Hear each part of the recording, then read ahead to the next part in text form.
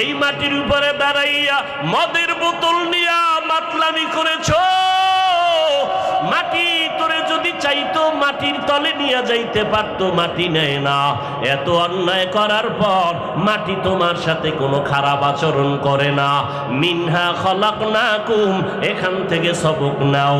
মাটি যেমন নরম, তুমি মাটির সৃষ্টি মানুষ, তুমিও নরম হইয়া চলো। মান তাওয়াজা লিল্লাহ রাফাআহুল্লাহ। মাটি যদি নরম না হইতো তাহলে এত ফলের গাছ এই জমিনে হইতো না।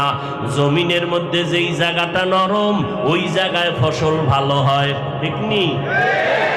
জমিনে সর সম্বল বর নয়ারত বরু তখমে আমল জয় মে গরদা।